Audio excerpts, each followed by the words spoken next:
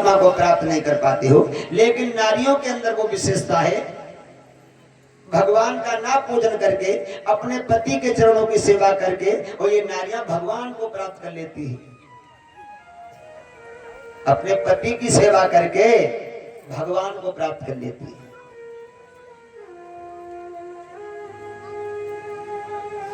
और ये बात बिल्कुल सच है। नारियों के लिए एक ही धर्म, एक ही व्रत, एक ही नियम है, पति पूजा। एक ही धर्म, एक व्रत नियमा, काया से, वचन से, मन से पति की सेवा। जो पत्नियां अपने पति की आज्ञा में रहती हैं वही पतिव्रताएं कहलाती हैं। तो पत्नियों को वो कार्य करना चाहिए जिसमें पति खुश रहे, खुश रखना चाहिए अपने पति।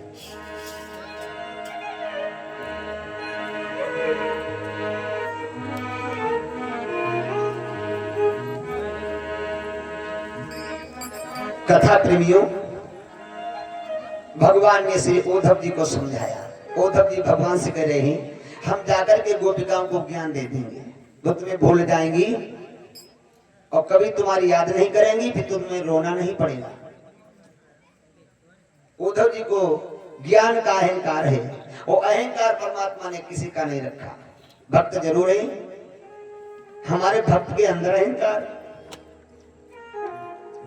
एक अहंकार रूपी जो अभी छोटा सा पेड़ उग रहा है, इसे हम तो नहीं उखाड़ेंगे, हम राधा के द्वारा इसको उखड़वाएंगे।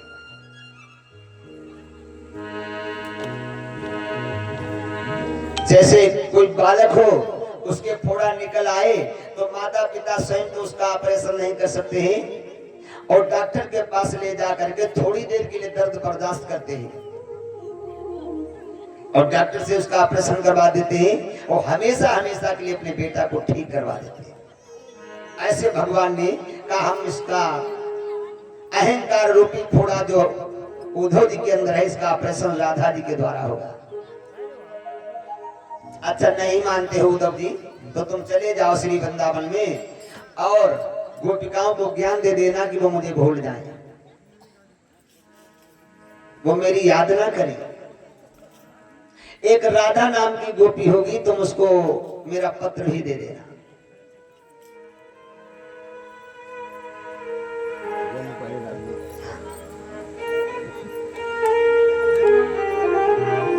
श्री जगन्नाथ जी की तरफ से 51 मुद्राओं का दान भगवान के चरणों में।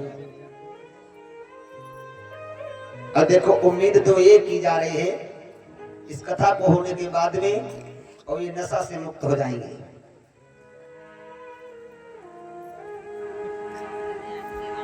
सुबह बंदोबस्त किया जाएगा।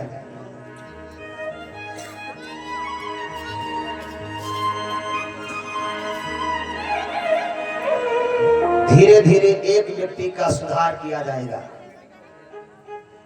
और ये कोई बड़ा काम नहीं है, बहुत छोटा काम है। कौन काम कठिन जग माही, जो नहीं हो दात तुम पाही। सब यही सिखा, यही छोड़ो, यही सब छूट जाता है। ये प्रयास प्रातः काल यज्ञ में किया जाएगा, सबकी सहमति से। उद्धव जी नहीं मानते हो तो चले जाओ और गोपिकाओं को ज्ञान दे देना, राधा को समझा देना। हमारा रथ ले जाओ, मेरा मोर मुकुट ले जाओ, जिससे गोपिकाएं तुम्हें अच्छी तरीका से पहचान सके। तो आज भगवान ने श्री उद्धव जी से कहा और फेर दिया। अरे मेरे भैया उद्धव वृंदावन जइयो, जाके मैया से कहियो, यादी करती तेरी लाडी लो।